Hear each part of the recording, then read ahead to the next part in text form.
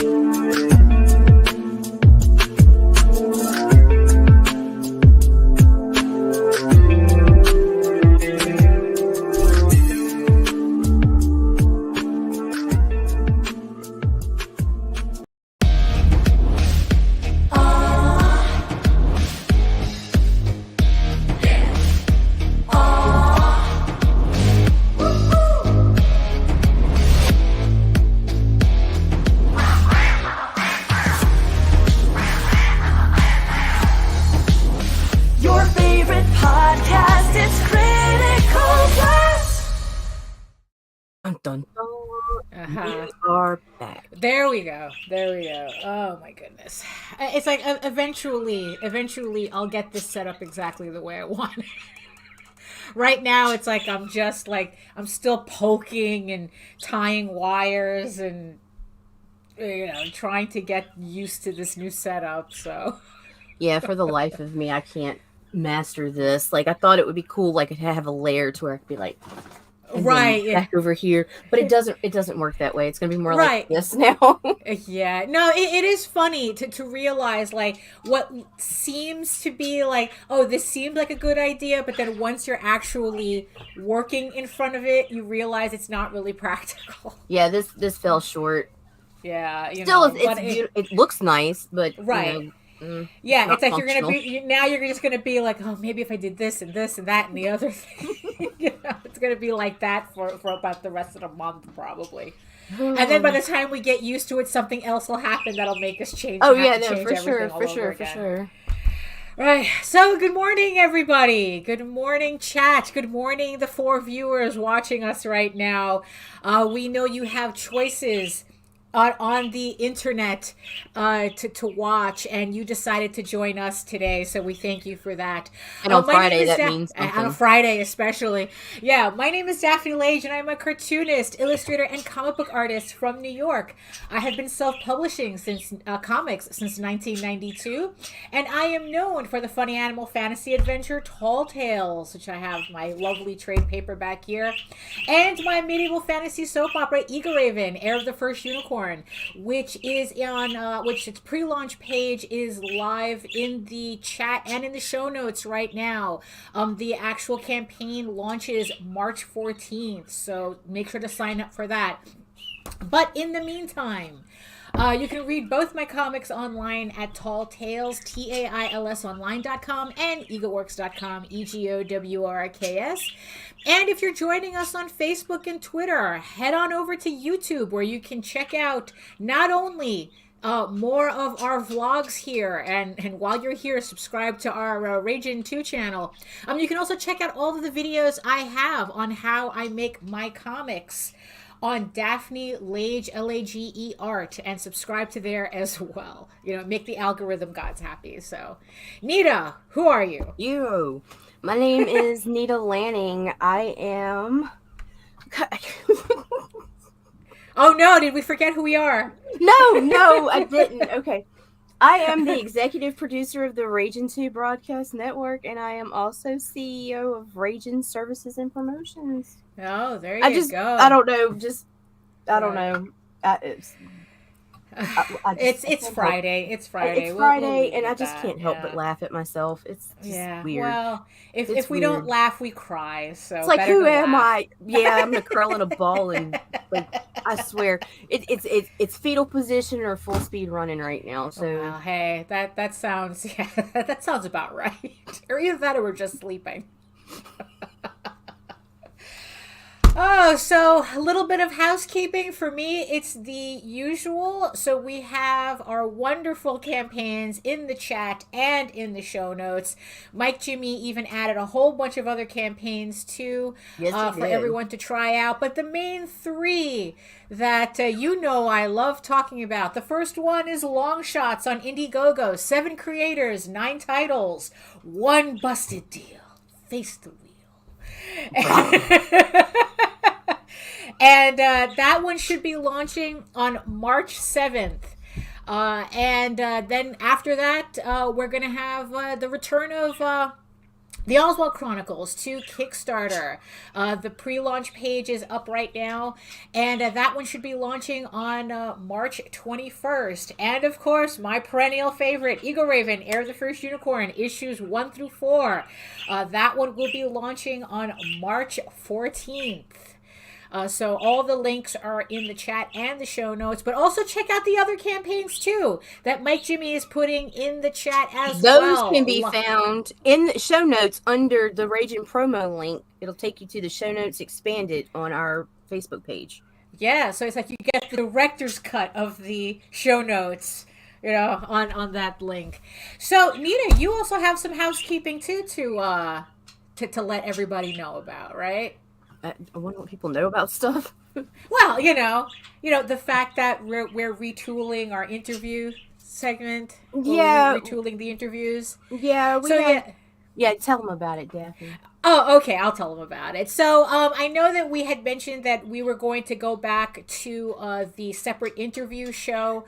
And we were going to have one tonight, but we decided that we're going to retool the whole interview concept, and we're going to try to incorporate it into into the vlogs somehow. So we're still working out the kinks on that, and we don't kink shame here.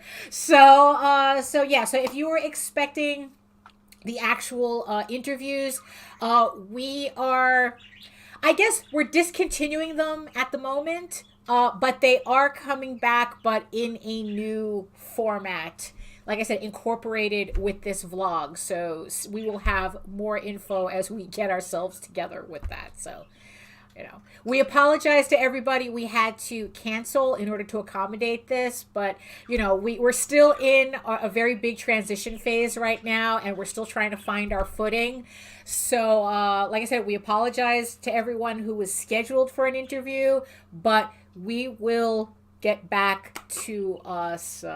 I know, no, it's like we're actually even. He's not even here. Not here yet. Someone talk about cocaine. Yes, somebody talk about cocaine and strippers. He'll be here. He'll be here. So, hey, Jake. So that's pretty much how. So did we. We liked the vibe of that. So we're going to see if we can bring that in on a regular basis. So fun stuff. So we got some fun stuff coming up. So. And don't forget the return of Randy Zimmerman's Sunday Funnies this Sunday, 9 a.m. Eastern. Be here, right here. Right. Yeah. Exactly. I mean, it's in my house. Hey, right. In your house too. In my house. In everybody's house. Right? Randy in all our houses. Oh my goodness. So, Nita, I have a question for you. As our resident professional marketer. So, you know how JD hates waiting on a campaign. Oh yeah, absolutely. And this is the first time that he's actually having a sign up. He actually has a sign up page. And he's actually waiting 2 weeks to start a campaign. And he's a little frustrated. Because people aren't fucking signing up. Yeah, I'm frustrated. Right. Well, you see, because that's the thing, though. Because he feels that he doesn't understand the concept of a launch page on Kickstarter. What's the benefit of having a launch page on Kickstarter? Getting the attention before you're live. It's the extra weeks, that extra 20% of people you might be able to pull in. That's it. Like, that's the benefit. To some people want to overkill it and do the pre-launch months and months out, and they just keep on and keep on, and it's in your face every day. That can annoy and make people want to forget your project. But a couple of weeks before launch, even a month or two before, if you bring it in, like if you are going to start early, do it slow. Don't do it constant every day, whatever. But during the build up leading up to the campaign, it's getting eyes on your project. It's just that extra time advertised and having people come from different platforms to check you out. And if you get them to come over to hit that button, there's a chance that when you go live, they're going to come look at the campaign page too. And that's what you want. Like, I mean, well, yeah, because it's like, but what would be like what would be the difference of that as opposed to, like, I don't know, just starting your campaign? The lack of attention. Like, when you come on, like, people don't even know you launched. They weren't expecting it, so you might not get those people in the beginning. I mean, I mean, do you it's one of those things we've seen be effective. We've seen the better turnout. There's no way to sit there and prove, oh, well, without this you wouldn't have had this result, or there's no real way to do that, because every campaign is different. And I've seen JD fucking slay it not announcing anything. So, I mean, seriously, we've seen him fund in one day. Right, yeah. And never mentioned anything until that morning. Right. So I guess it just depends on what your preference is. That and your husband's one of those fickle creatures. Like, he's the one that he's never going to see our point, because what he does works for him. Right. But this can work too, because now we'll never know who converted because he had the pre-launch, or just because it was JD throwing something out there. Right. Okay. So, I mean, yeah, it's like, because I'm kind of like, mixed feelings about the pre-launch, about having a pre-launch page, because it's like, like, what I'm doing is I'm trying to get all my campaigns, like, put together, and the reminders year. That the reminders are crucial. People, like, forget. So does Kickstarter put out reminders? Yeah, absolutely. If you sign up for notification on launch, they're going to notify you that they launched. Oh, okay. All right. So it's not like, okay, but they don't do, like, extra reminders. It's just right. It's just the reminder. Not to my knowledge, but even still, that initial first day reminder, that's your spike right there, the first 48. Right. That's true. Yeah, because what I'm trying to do is get all my campaigns, like, put together for the year, and then have them all approved. Oh, right, yeah, and have them all approved at once. So then, like, the second I have one campaign ending, I have the launch page ready to go for the next campaign. So it just feels, and I'm a little concerned with that, because, like, to me, it's convenient to have, like, right now I have two campaigns, the next two campaigns approved. So I'm just putting together the last one for the year, and then, I can have, my 3 campaigns. So all I have to do is just, now the pre-launch page goes live. The second one campaign ends, the pre-launch page goes live on That's awesome. The other one.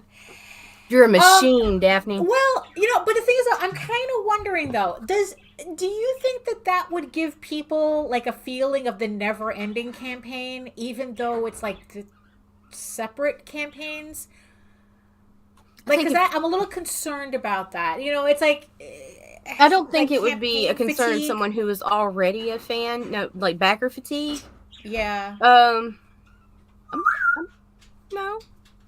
No, as long as you're not, like, as long as you have that calm, like, go ahead and have the pre-launch page set up, and maybe mention it the day that the pre-launch goes live.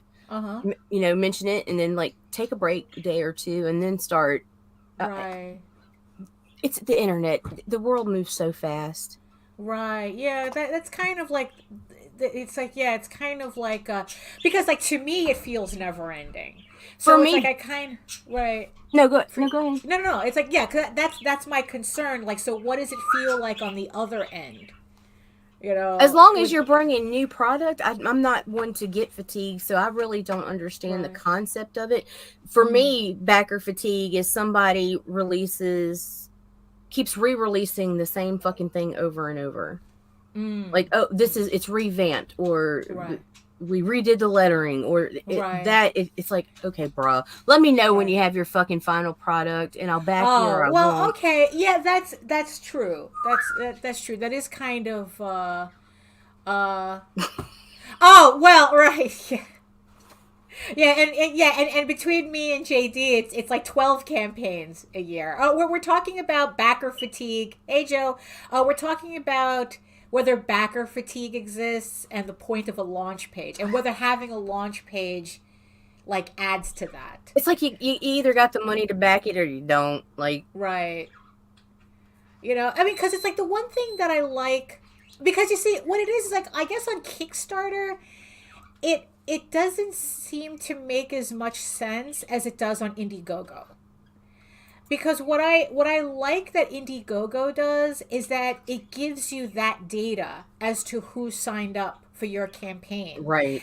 And people on Indiegogo, like let's take the Long Shots campaign. Let's give that campaign, that pre-launch page a little love, because it's like, and it's in the links and it's in the show notes for you to check it out. So this one's on Indiegogo. And not only do they have, and I do like the design that they allow on Indiegogo for the pre-launch. You can add pictures. It's not just a little link, click here. They treat it like a newsletter. Right. They treat that launch page like, no, Joe, don't go, Joe. At least we know you're not obsessed with cocaine and hookers. Oh my God. We need the variation in the chat. We need someone a little bit more level headed. Not that Stone isn't level headed. And the chat was really funny yesterday. Oh my gosh, it was hilarious. Yeah. It was so disorderly. So yeah, I know. So like Indiegogo. So I'm looking at the Long Shots page. Right.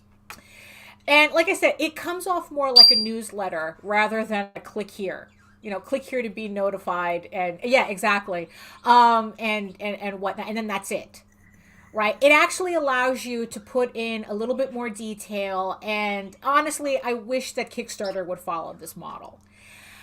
But the thing is, and then what it is that also Indiegogo, like I said, it allows you to have that data, so that you know who's signing up, so that you can do things like on Long Shots, a sign-up bonus. So it says here, sign up early, and the boys will give you 1 free poker chip to get in the game. So you get a free, so if you sign up and back. You want to bring up the guys' campaign? You want to share screen? Oh yeah, sure. I was going to, but if I all right, no. Do you have it up? Because I have mine up on another computer. Yeah, I'll bring it up on this one. Like I said, we're still trying to work our systems up. But the fucking Wi-Fi is still shit, and it'll be shit till Friday. So right. So when they fix my shit, all right, share screen. Let me see if I can do it on this one. Right. Yeah. All right. So then that's true. So that everybody can have a visual as to what we're talking about. So yeah, so this is the launch page for Long Shots. So as you can see, they do have the sign up thing, but it looks more like a newsletter, right? Rather than just the Kickstarter sign up page. Oh, that's cute. It's even giving you an option as to how you want your data to be collected for. That's funny. Those little options, yeah. So if so it's like, so not only do you could just enter your email address and call it a day, right? Right. But you scroll down and you get really, really basic information about the campaign itself. So it's like, in this case, 7 creators, 9 books. It's like, this is going to be a campaign for 9 books. And you get a sign-up bonus. So if you sign up, and I think if I understood it correctly, explain to me, if you sign up and you pledge on the first day, you get a poker chip. Right. To add to your pledge.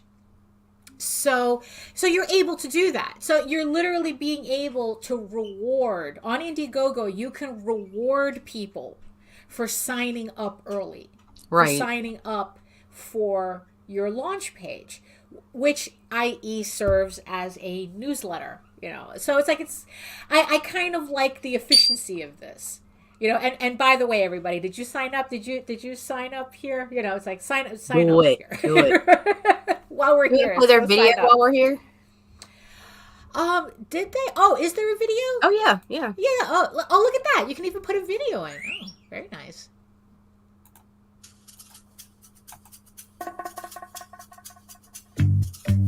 Oh, it's like the opening to Ocean's 11. Ocean's 9. Ocean's 7, actually. It's a publishers.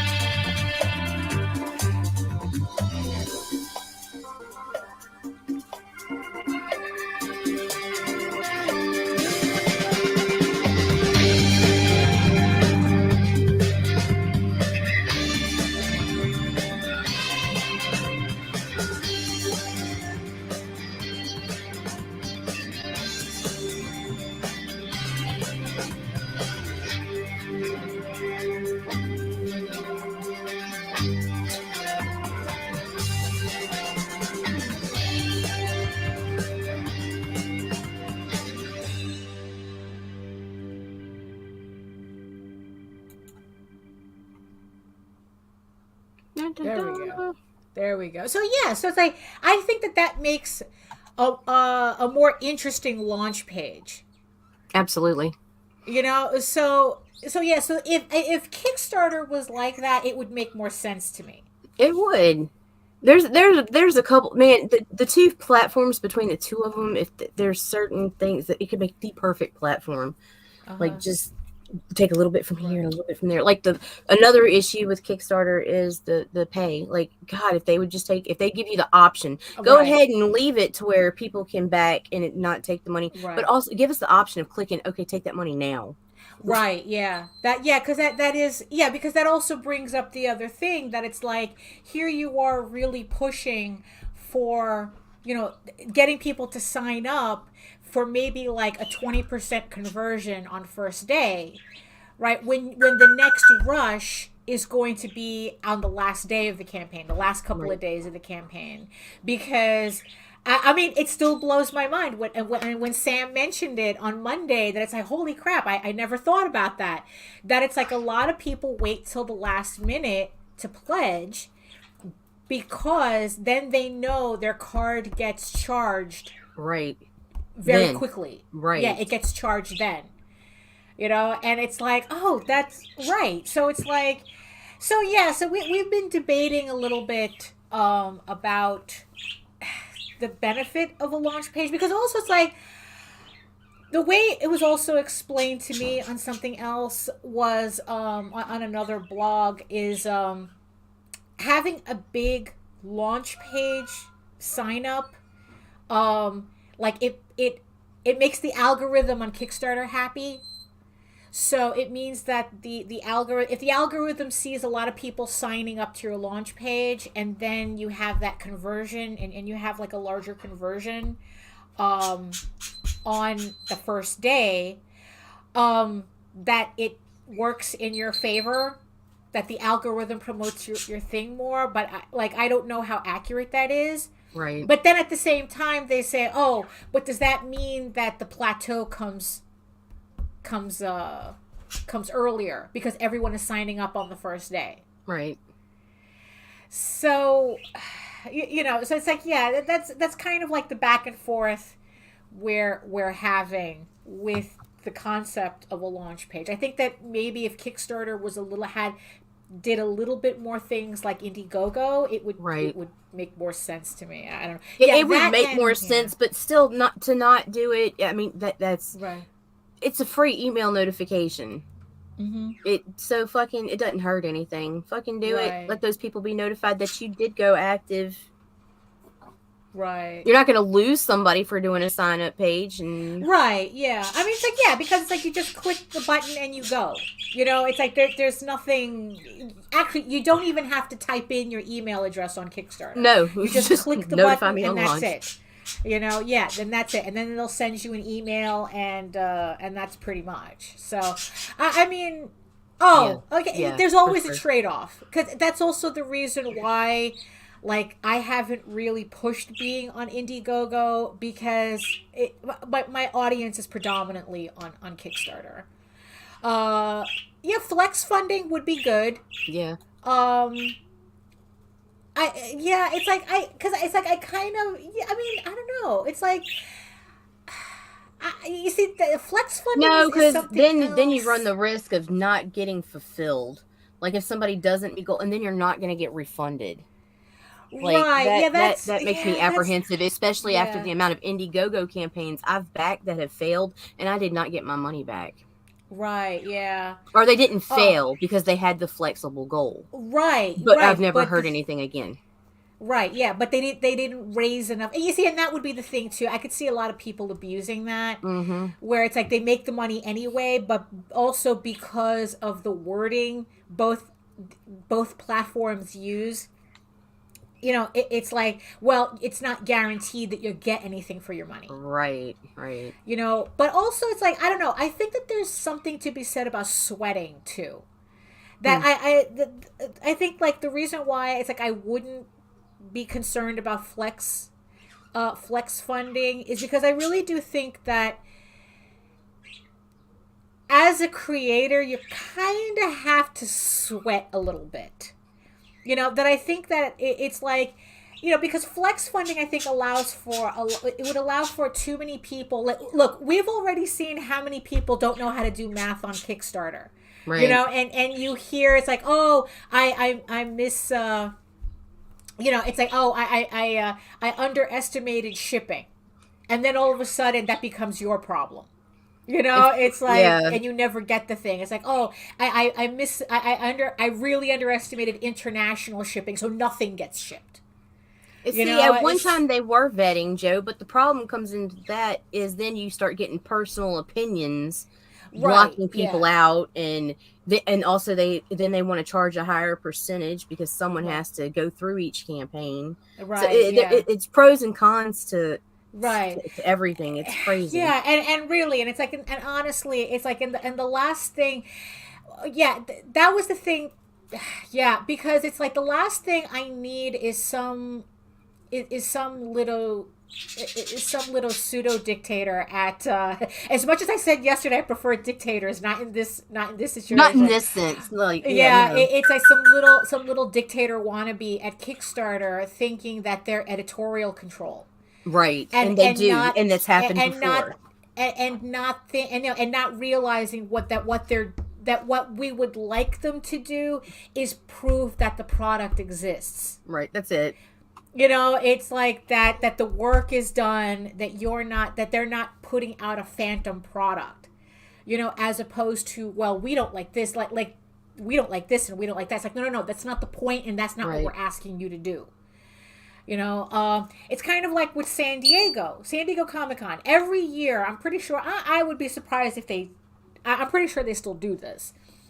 Every year we did San Diego Comic-Con, we had to have our products vetted just to get into the small press area. We had to show Comic-Con, whoever was setting up small press, that we had new product for that year that we wanted to be there, because they didn't want tables to be monopolized by the people who they bring the same issue every year. Like, you know, it's like the people who never get past their issue 1, but they still get tables every year. Right. You know, it's like they're hogging up tables for 5 years, but they never get past issue 1. You know, so they want to see that you have new product. It's okay. Huh? What so happened? They did the lettering and reprinted. Right. Yeah, exactly. You know, so they want to see actual new product. So if I wanted Kickstarter to vet anything in comics, is that you actually have a book. You know, it's like that you're 90% done. Right. You know, they do that with the tech guys, because, you know, tech had an extremely high failure rate. You know, wait until after the bump. I have something else. Oh shit! I want to talk about. Yeah, you know, they had an extremely high failure rate, so they had to really start vetting that. Say that you have to have a functional prototype, not a 3D model. You had to have a functional prototype in order to be listed on Kickstarter. So that's what we're asking. You know, it's like not. You know, it's like, we don't like you. That's not that's not what we're talking about. That's just people being stupid. You know, they're show me your shit's legit. Right, exactly. Thank you. And mind you, this book doesn't come out until later on this year, and I have a proof already. So, you know, that's why I do that too. Okay, so we're at the half-hour mark. So let's catch the craze. Yeah, so let's show some love, and then I got another question for you. Yeah. Oh shit.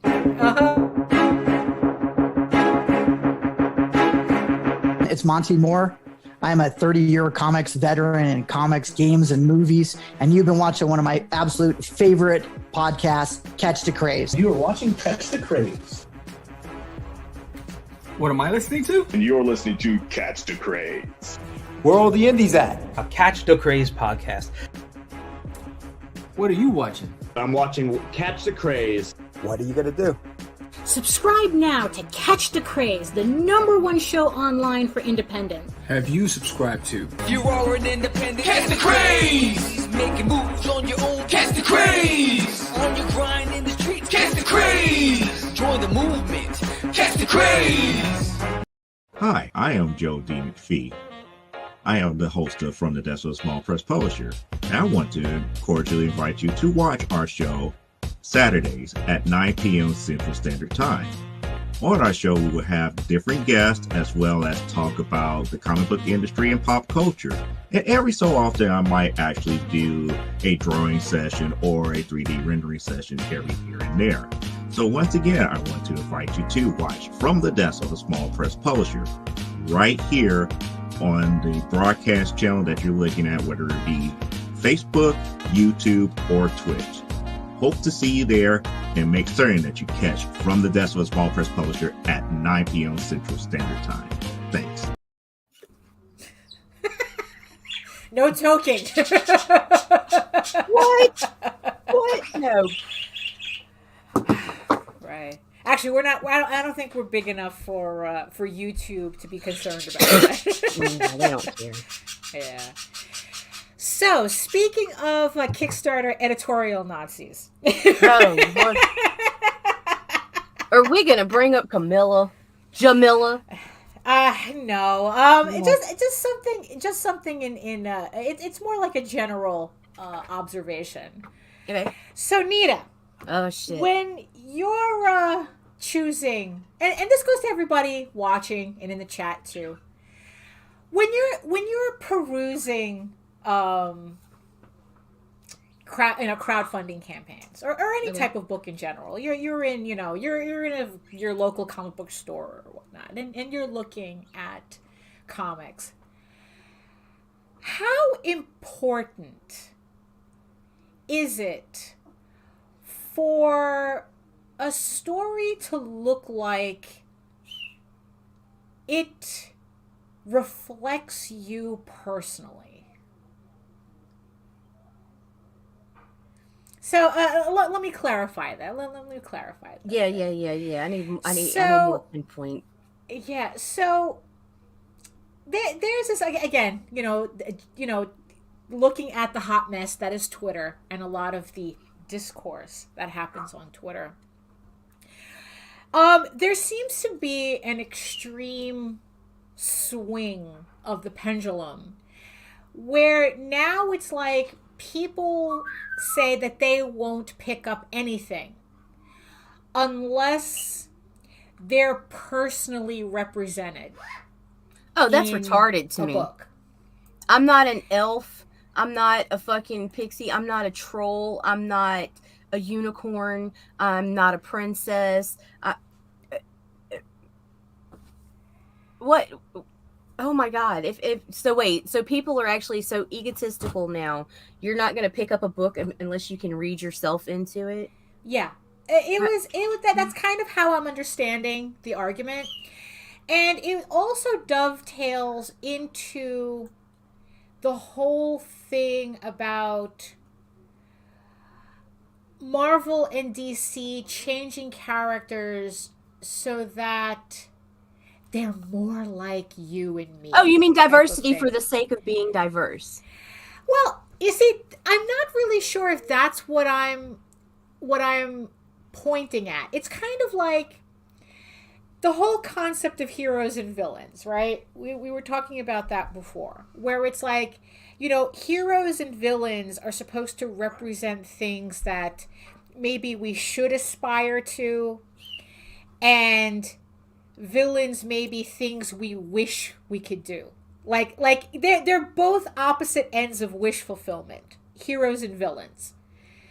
You know, and then it's like there's this whole, you know, right?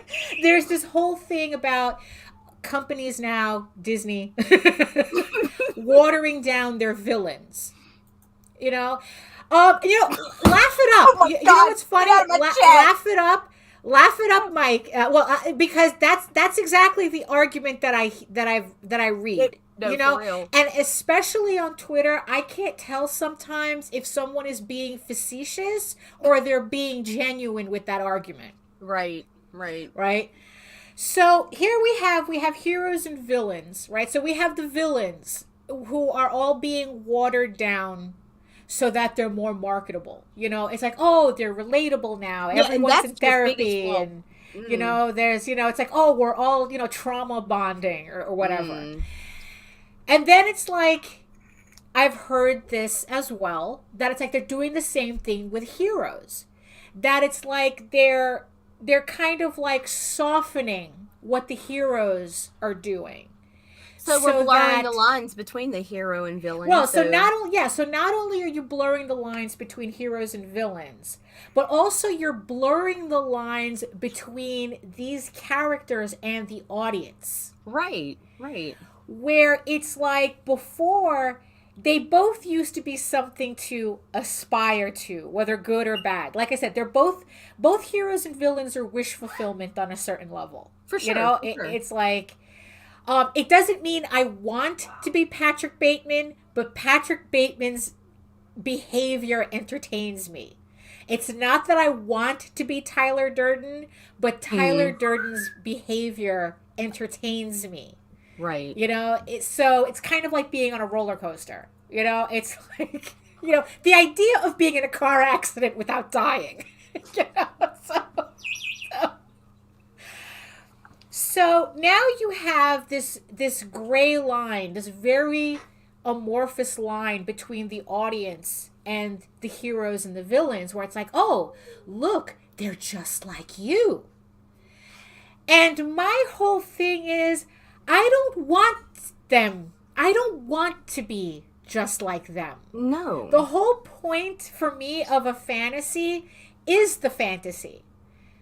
You know, death of the audience, really. So it's like, you know, it's kind of like when they came out with Fat Barbie. Okay, that's pretty much what everybody was calling it. She still wasn't fat enough. Let's be real. You know, that was. But here's the thing. But here's the thing. The only reason Fat Barbie is an issue is because it's easier to blame issues on a piece of plastic than to admit it's not the doll that's telling you suck. It's the people around you that's telling you suck. Right. You know? So, to me, when they came out with the more curvy Barbie, I forgot the specific name, right? It's like, okay. Girl. That's cool. You know, that's pretty much how I took it. It's like, oh, that's cool. And then I left it at that. Because it's like, in the end, my issue wasn't with the Barbies. You know, that was the thing. The issues were with the assholes that were telling me, you know, that's like, they were the ones telling me, oh, you're too fat, you're too ugly, you're too this, you're too that. Not the doll.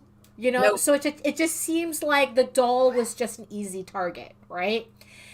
And I kind of think that that's what's happening in fiction, on media across the board. You know, instead of dealing with, okay, let's take the concept of diversity, right? Right. It's like the issue is really not the cartoon characters. Superman being gay doesn't do anything for the reality of gay people.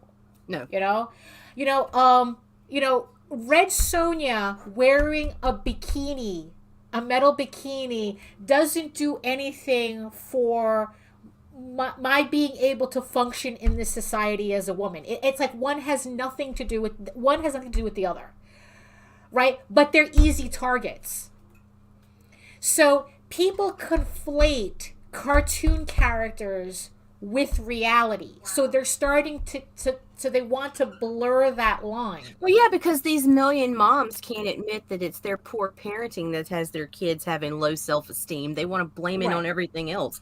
They can't accept the fact that they didn't teach their kids about gun safety. Oh, wait. We're not going there. Yeah. You know, so the thing is, so it's like, because to me, it's like real diversity, like making Superman gay doesn't change the fact that there was a very low percentage of gay creators in working at Marvel and DC. You know, it's like the other day, Randy was talking about Iron Fist, right? And that the whole point of Iron Fist was the fact that he was a white guy who became a kung fu master, or whatever the fuck. I don't really care. But but there was this push to make that character Asian. But what happens when you do that? All of a sudden now you have, all Asian people know kung fu trope.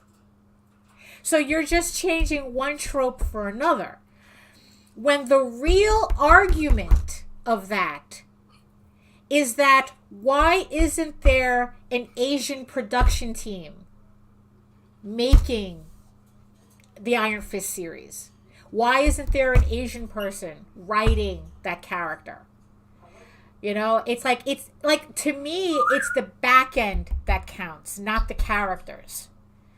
You know, it's like, is a woman writing a male character any more or less sexist than a guy writing Red Sonja? Right. Oh, a woman writing Conan. Okay, let's put it like that. Is a woman writing Conan any more or less sexist than a guy writing Red Sonja? No, because it's not sexist at all. And the thing is that it's like, okay, so what if it was a black guy writing Conan? Does that all of a sudden, is Conan less diverse because Conan himself is not it's just black? less endowed. You know? Or is the diversity really because you're allowing other people to tell that story? You know, so if you're not literally represented in a book, why is the character more important than the real people working on that? That's my question. Jesus Christ, Daphne! Start off. They're not. It's not important to me for me to find myself within the pages. What's important to me is that your world convinces me enough that it's real, that I could be drawn in through the art and through your words, that I don't have to deal with this shit right now. Because if I wanted to be here, I wouldn't be between the pages. I'm not going to, you know, I don't need that. So I don't even know how to answer the question. That's never been an issue of mine. Books and music are escapism. Why do I want it catered to my fucking reality? When my reality is shit. Yeah, because that's what I don't understand. Because also it's like that's also I think also related to this push. Yes, hold on, just a little bit racist. What is that song from? It's like, because I think it's also related to this obsession with realism that's been going on for the past several years. And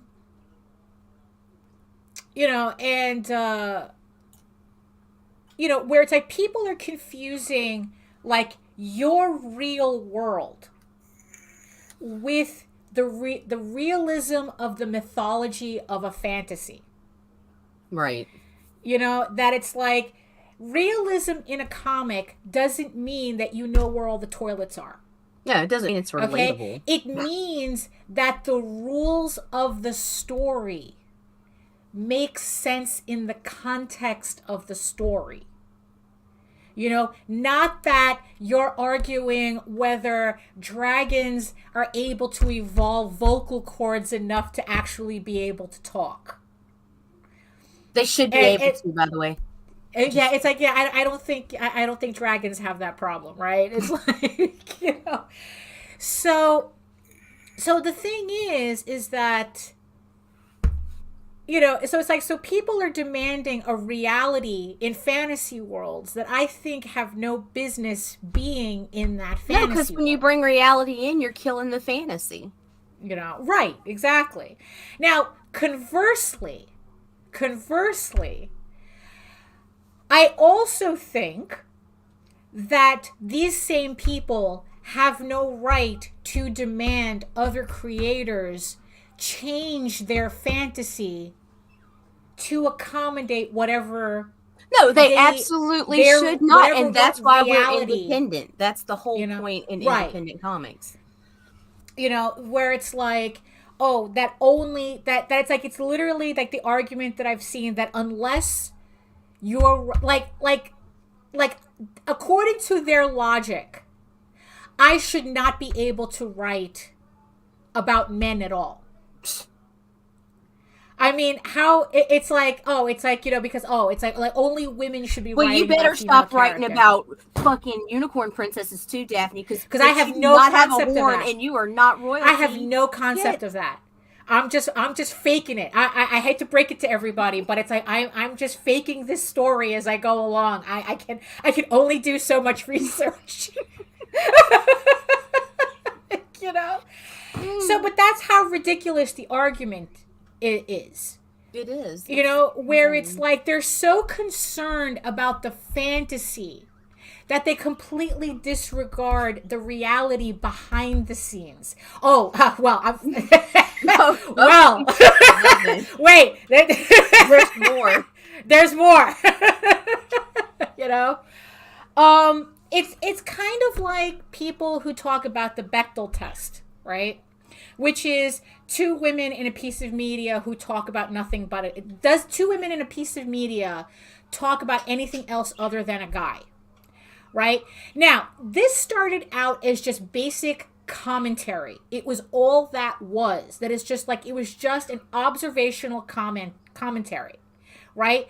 But somehow it got turned by people wanting, it's like, oh, this is a rule. This is a literary rule. If you have two women together, they have to be talking about something else other than a guy, or else it fails the Bechdel test. Well, it's like, you know what? The results of the Bechdel test are not going on my permanent record, so I don't give a fuck whether whether I passed that test or not. So it's all it is. It's just a commentary that some people are turning it into a rule somehow that we have to follow. And I'm like going, no, it's commentary. That's all that is. It has nothing to do with anything. It's like, so it's like, yeah. So it's like when I hear about people getting hired at these companies to do this type of bullshit gatekeeping, yeah, I get rankled, right? Oh, for sure. It's, yeah, because it's like, you're a platform providing a service. You're not editorial. And I certainly do not want to have my work held to that ridiculous of a standard. That's not what I'm writing for. And that's, and that's definitely, Yeah, you know, it's like, yeah, because that's the thing, because it's like, then it's like, oh, you can't, you know, you can't kill your women, you can't do this, you can't do, it's like, no, it's a story. Right. I'm going to put in my story what I need to put in my story. It's like, I'm not interested in writing to these arbitrary rules that technically aren't rules. They're just commentary. Someone pointed out something and you're supposed to go, let me think about that, and then work with it or without it. That's how I look at it. It's not a rule. But then you have these people who it's like, oh, it's a rule. It's a rule. No, it's not a rule. It's a suggestion, and I prefer to ignore a lot of it. You know? So yeah, so it's like, so the way, yeah, so in the end, it's like the way I look at it is that diversity is behind the scenes, not the cartoon characters. Cartoon characters, it's like, it's like, look, you know, my book is my book is my book. Nobody can tell me, if anybody tells me, it's like, why don't you have this? Why don't you have that? It's like, look, because I'm a basic white bitch. I like basic white bitch shit, and this is what I'm writing. You either take it or you leave it. You are so far from basic white bitch, Daphne. Oh my god. Like, that's it. That's my argument for my book. You either take it or you leave it. I am writing the story that I want. My characters are the way that I want them. Right. And because they're yours. Of people. There's plenty of people. If you're looking for anything hyper specific, there are people doing those books. But the thing is, though, because you're being hyper specific, you're limiting yourself, and you have to work harder to find it. It's like, you know what? I had to do that for decades, looking for shit, because my interests were hyper specific. Were so hyper specific, I had to go to Paris to find books that I really wanted to read. Oh, damn. You know, it's like, I literally had to go to another continent to find comics I was really interested in. So don't talk to me about how you can't find shit, so you have to try to annoy creators to cater to you somehow. You know, it's like, look, I'm not, you know, it's like, look, I'm not into, you know, yesterday we were talking about, you know, zombie vampire ninja cheerleaders or something, whatever, right? I'm not into that. No. I don't like, you know, it's like, that's just not, it's like, look, I know why it exists. But it's not your thing, and that's okay. But it's not my thing. And that's okay. And I sure as hell do not see myself in any level in any of these characters. But that's so I move on. Right. You know what? I make You don't my have to own sit there book. and attack. But that's the thing, Daphne. I make the my people own that book. are barking and fucking the ones that are, they're really a small group. They're just fucking louder than the rest. It's time we open the doors and yell, "Shut up!" to the barking dogs, you know? Right. Like, it's ridiculous. They don't, right. They're not creating. They're just Right. bitching about what's being created. If you don't fucking like it, if you want your relatable book, go write your fucking relatable book. Right, or leave us the fuck alone. Right, exactly. You know, and it's like the downtown. So it's like, so Joe, and even there was a couple of people mentioning the downtown tests. I think that the downtown test is, you know, whether your crowd scenes look like downtown, I guess, like the downtown of whatever city you're in, or an average city. You know, but it's like, but even then, it's like, you know what? That's not my problem. Mm-mm. You know, I mean, it's like, you know what? If, you know, I don't know. It's like, these are not my rules. I didn't make these rules. So I don't feel any obligation to follow them. No. It's like, look, it's just like there's some writers who hate to kill your adverbs. It's like, fuck you, I'm putting in every ly word I can think of in my prose. It's like all the ly words. You know, don't tell me what to do. Like I said, you either like it or you don't like it. You know, it's like if there is something, it's like, look, like I said, it's like there are people who it's like the second they don't know where the toilets are in your world, they're like, oh, I can't get into it. And I go, that is so a you problem. That because Right. that is like, it's like, you know, it's like people who want like, they want a rundown of the actual, you know, economic system. It's like, bitch, my story is about dragons and unicorns. What? It's like, really? It's like, you can't, you know, you can't. But what is your gold conversion rate, Daphne? Oh, yeah, I know, really. It's like, you know, yeah, exactly. You know, it's like, look, you're reading this shit in English, okay?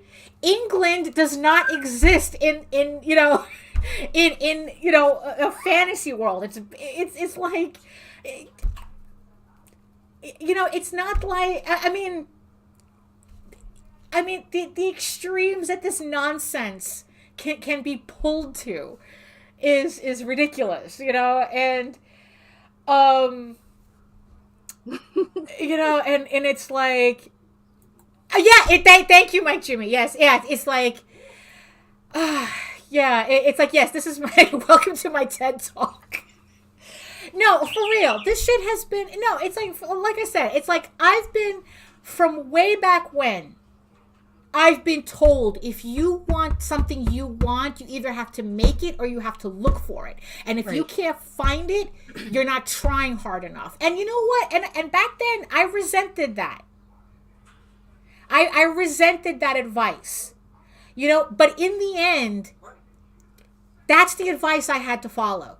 If you want something specific, you have to find it because there is somebody doing it already. But if you can't find it, then you know what? Maybe you do have to turn around and do it yourself. Maybe you have to be the first person to do it. You know, it's like that's what I learned when I interviewed Trina Robbins for Sunday Funnies. You know, where it's like, she said, she's the grandmother of women in independent comics because somebody had to be. She literally was the only one doing it. You know, so it's like, you know, and everything is on her shoulders from that point on. If she waited, if she pushed, it's like Robert Crumb was never going to do a comic for her. He could have cared less. So she had to do it herself. Right. You know what? Marvel and DC, it's like whatever you want from them, you're not going to get from them. They're only going to give you what just enough for you to spend money on them. But whatever they do is never going to be sincere.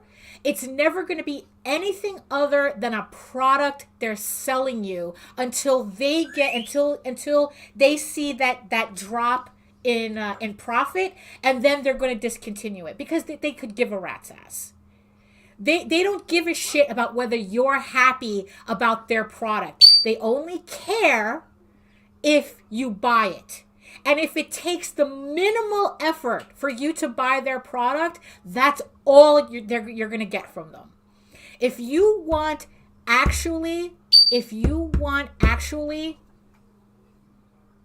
to find books that really represent you and your interests, you have to find the people who have that passion for that too. If you have a passion for a topic, you have to find the people who are passionate about that too. Because you're not going to find it from these big publishers. You're just another cog in their machine. For shareholder stakes. That's it. So you want to see something? You got to go to the people actually doing it. And you know what? And you have to go to the people actually doing it, not looking at the people that you wish you would do that. Right. Okay, that's the really big difference. Independent comics is vast, right?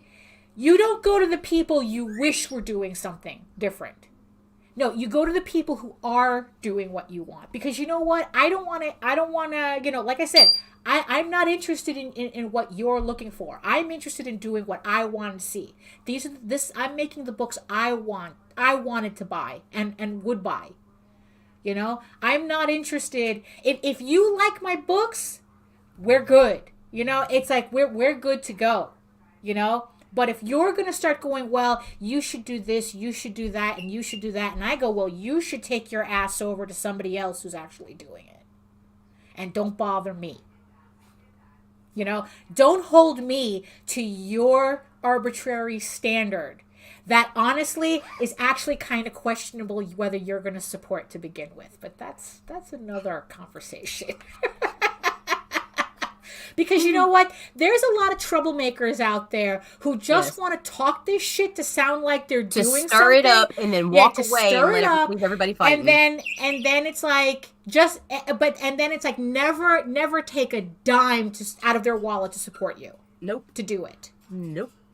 So it's like, watch out for those people, because you know what? Because that's what I see. A lot of people who talk a lot of shit, but they will not lift a finger to support it. In fact, they will do everything to not spend a dime on you, but they will stand on your back screaming at you the entire time. Yep. You know? So, did I answer my own question? I even forgot the question. I'm you know,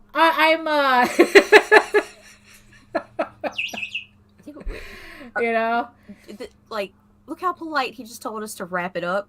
Right, you know, but I mean, but what you get a wrench, it's not a scepter, Mike Jimmy.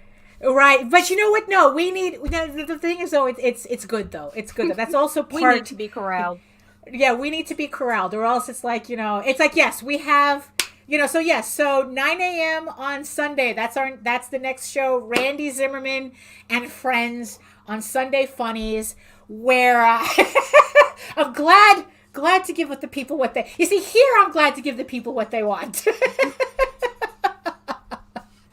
You know, so Sunday Funnies, 9 a.m., Randy Zimmerman and Friends. So check that out. On Monday, we will be hanging out with Aria Black at 3 p.m. 3 p.m. Eastern. So check that out as well. We're doing a little drawing challenge on his channel as well. So who knows what's going to happen there. So, so those are the next shows coming up. And as always, you can find us here at Ragin 2, the channel, at 11 a.m. Monday through Fridays, because we need our weekends. We need our weekends. So on that note, do you have anything to kind of like this was fucking awesome. Bring it on together. Put your head down, mind your own fucking business, do your work, and stay productive. Right, exactly. And as always, do the work, because when you actually do the work, you never have to fake your accomplishments. And when somebody comes at you for them, you can stand proud and says, well, I actually did this. What did you do? So on that note, we'll see you on Monday. Same bat time, same bat channel. Keep creating. And just push forward. Yes. Hit the button. And hit the button. Later. Bye. No, go ahead. Finish it. Ow! Because Meredith is watching you and judging you for not hitting that button. She worked too hard for this, and we're working too hard for this. So the least you can do is press that subscribe button. See you Monday. Now on Sunday mornings, longtime independent comics creator Randy Zimmerman brings to you a podcast that talks about the lighter and more whimsical side of comics, the fun side of comics. That's right. Sunday Funnies is back Sunday morning, 9 a.m. on the Raging 2 YouTube channel and on certain Facebook pages. Check it out.